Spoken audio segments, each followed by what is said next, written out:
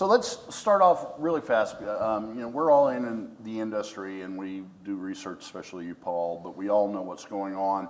But if you were a casual observer, and I hate using the term casual observer because I've seen industry pieces written on this very topic by reporters in our industry that should be digging deeper, whether that's calling Paul or actually reading a newspaper, that fast services are cutting in and increasing the churn in SVOD. Is that really true? Is it directly responsible, indirectly responsible, or is it not even in the same arena? Let's start with Paul. I think it's very indirectly responsible. You had fast services and AVOD and ad-supported already being increasingly adopted by the population in general.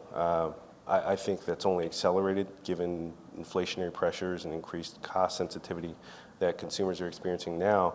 And I think with the SVOD market, that market was already experiencing a slowdown in subscription growth due to saturation, due to competition, and what have you. I think that we need to face maybe a future where it's just a reality that there's going to be a mix of business models going forward, and they're going to serve different customer needs in terms of what they can afford or what they really want to pay every month. And certainly having a mix of free and paid is going to be a reality of that future. I think I agree with Paul, but what I would add is that content providers are looking at a mixture of these services. So from one perspective, one could say the churn is reducing, but the content streaming services, if you take Paramount Plus, they have all kinds of services, the fast ones, the SVOD ones, the ad-supported ones. So from their perspective, I think it's a combination of different channels and different ways to touch the consumer that is important.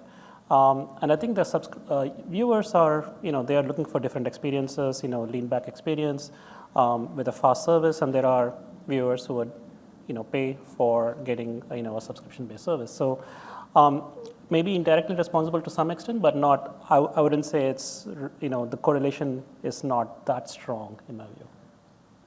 Yeah, I'd agree with both of you. I think for me, the jury's still out on whether it's going to kill SVOD, for example. But I think where the challenge is traditional cable pay services. I was just reading a stat that the average American spends $2,600 a year on pay cable services. And included in that is a $450 charge for the set-top box rental. In Canada, that's probably worth $3,500 per year. So, consumers are spending a lot, and that's, I think, where fast is really going to penetrate the market, because people, especially in an inflationary environment that we're suddenly upon, it seems suddenly, but maybe it's been happening for a while, consumers are far more price sensitive.